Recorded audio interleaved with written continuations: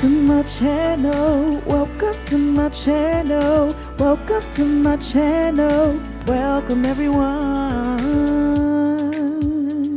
Yeah. Welcome. Hey guys, welcome back to my channel. Shofante here, and I'm back with another video. And in today's video, we are going to be eating some wing snobs. So you know, a mukbang, but I just wanted to talk about something. So I was like, let me just get on here and eat as well. So y'all excuse the background noise. Y'all know my mukbangs are just like typically really raw. So you might hear some background noise, might hear a baby crying, all of it. But anyways, I got Wingstop today and I got some chicken wings, so a mixture 50-50 of traditional wings and boneless wings. I got buffalo, I'm gonna show y'all so y'all can see it, buffalo and barbecue, and then I got some garlic parmesan fries. So yeah, like recently I have been craving buffalo chicken wings, so I was like, let me just get some of that. And then of course I got ranch to dip my chicken and my fries in. So yeah, let me pray, because I did not pray, y'all. Heavenly Father, please bless this food, help us nourish our bodies. In Jesus' name we pray, amen. So the topic today is just going to be about like postpartum depression, so we can have a real sit down chitty chat about it. You guys know that I have gone through postpartum depression with all 3 of my pregnancies, and this last one definitely hit hard, and I think that I'm still kind of dealing with it. I thought that I was like over it, but I don't know, my emotions have been like all over the place lately, and I don't know if that's just a hormonal thing in general or what it is. But I wanted to talk about how serious it is and how it is very common in most women's life, if they've ever had a kid or, you know, are dealing with it and they never recognized it. So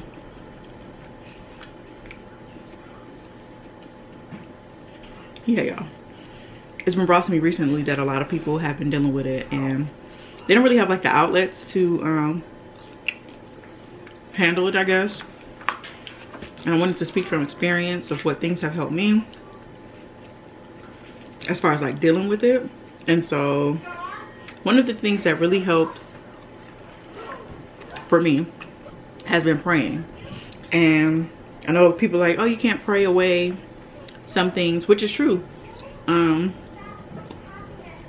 Some things require you to fast as well. But with my particular situation, when prayer wasn't enough to just get me through, I had to realize like, okay, it's time to take this into your own hands and like actually do something about it. So in faith, you know, knowing that the Lord can help me because he put people on this earth to do such. So I reached out to my doctor, and my doctor referred me to a psychiatrist and also some therapy. I still have not taken that leap to do the therapy yet. I really want to, but it's just like a lot of like, I guess, unhealed trauma that I need to deal with, and I'm just not sure that I'm really ready to deal with it, so that deters me from it. But I did go see the psychiatrist, and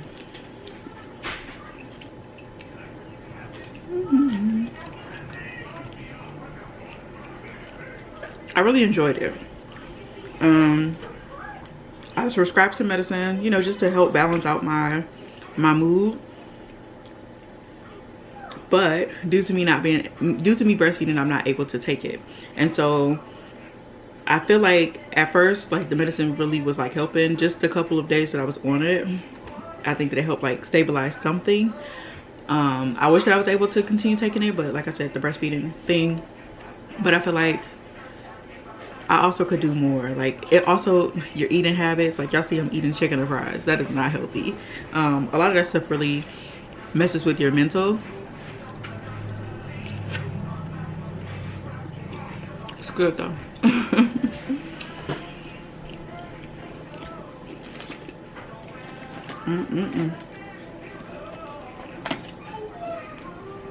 So because I'm breastfeeding, I'm going to do more for trying to eat healthy regularly. so that I'm not all up in my feelings all the time, or that things that happen to me doesn't knock me out my square terribly like it does. Because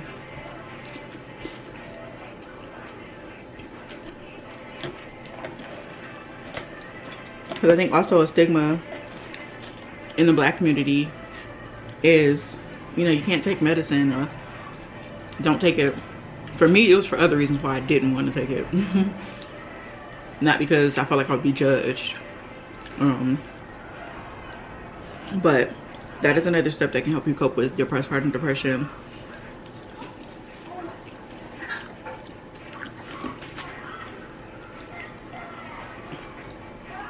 I'm trying to eat and do this, y'all. It's so, like I've always said, it's so hard to do mukbangs. Let's talk about what postpartum depression actually is, because some of us don't know that we have it or that we've had it. So let's discuss that. And this mukbang is going to be edited. It's not like a raw type of thing, y'all know. I can't do those. It's not me. Because I take a lot of long pauses and don't be saying nothing for a minute because I need to eat, honey, okay? So, postpartum depression, aka PPD, is very common. More than 3 million cases in the US per year. And so it's treatable by medical professionals. It's medium term. It resolves within months, you know, if you handle it. Requires medical diagnosis, and lab tests or imaging is not required. So symptoms might include insomnia, loss of appetite, intense irritability, a difficulty bonding with your baby, and then what else? Treatments, therapy, medication, self-care, which is like relaxation techniques. So that speaks about a lot of things that you could be doing. Getting your nails done, going to the spa, doing some facials, getting out the house for a couple hours without your kids. It's part of it. It helps.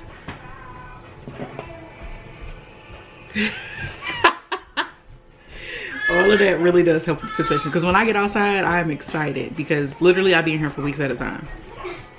Seriously. So let's talk about why this happens. So the mixture of getting used to a newborn baby is a lot on the mom, but also the lack of sleep really hinders your ability to like really assess what's going on. So your mind is going through a lot at one time. And so it's a severe form of clinical depression, and it's related to pregnancy and childbirth.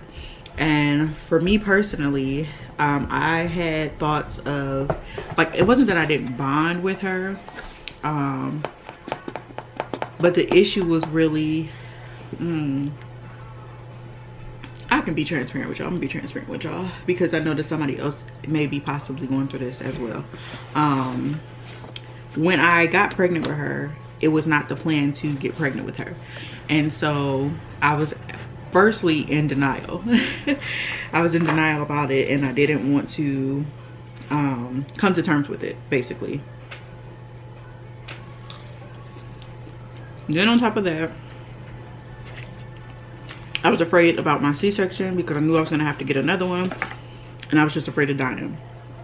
And then I was thinking, like, dang, how am I gonna have 4 kids when I just had babies, 2 babies last year? Like, that's a lot of pressure on me. I had plans for my life. It was things that I wanted to do, and so I felt like that was a hindrance. So leading up to me, I guess, about to give birth to her, I came to terms with, yes, I'm having another baby. Let me just try to wing my way through it. Let me try to push through it without, I don't even know the word to say.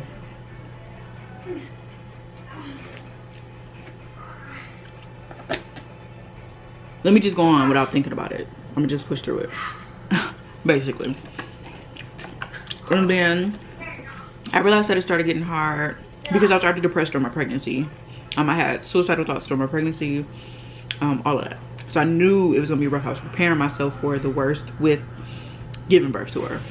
I realized that I needed help when I was just sitting there thinking every day, like, you know, who could I give her to? Who could I, you know, just have them adopt her? But then in the back of my mind, I'm like, I don't want to give her to nobody. I love her. This is my baby. I love her, and I don't want me, because I'm so in my feelings about whatever it is, that I can't take care of her, and that I would be willing to give her up to somebody else who could potentially harm her.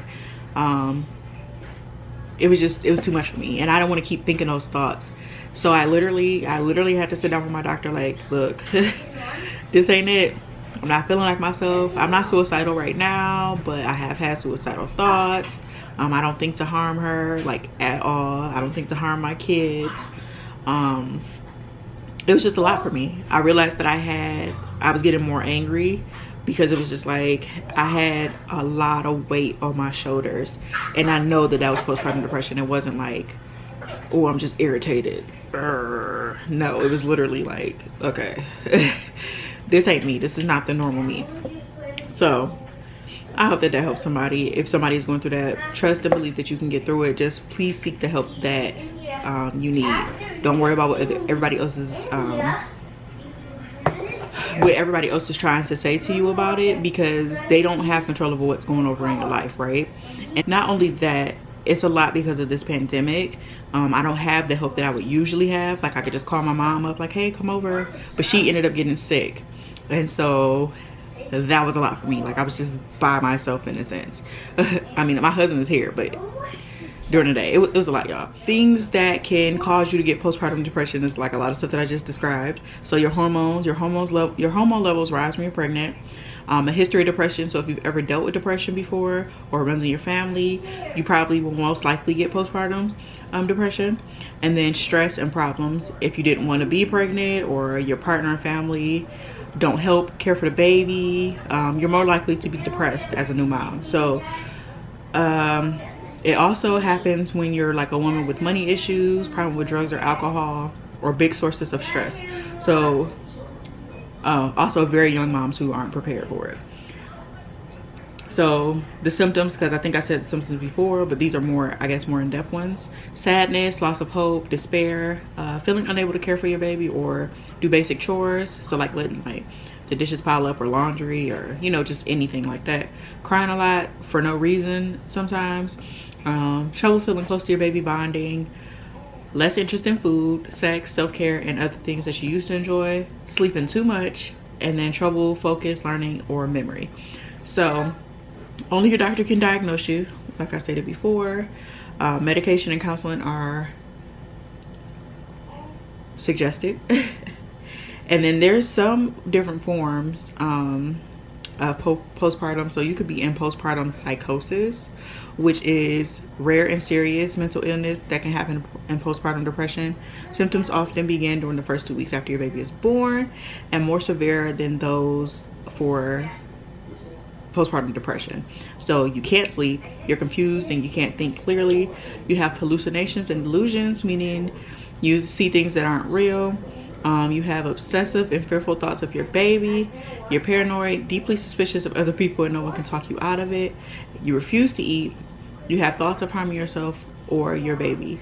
So if you're experiencing postpartum psychosis, please call 911, go to your nearest emergency room, or call the suicide prevention hotline, which is 1-800-273-8255, and just, you know, seek the help that you would need for this situation.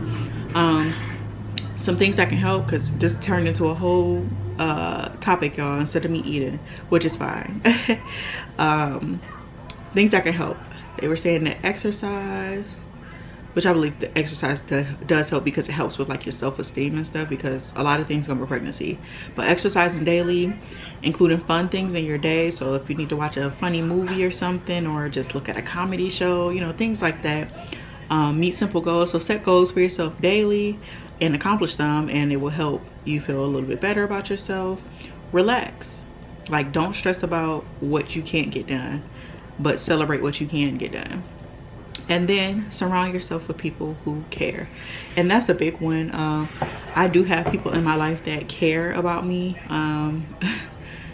like genuinely care about me. So Surround yourself with people that care and that will want to see you grow and strive. Surround yourself with people that are willing to help, willing to encourage you, willing to come get the kids for you. I know we're in a pandemic, so that is why I didn't let nobody come get my kids, but I would have if it was any other time, because I definitely needed that time to myself. But yeah, y'all, that is gonna be the end of this video.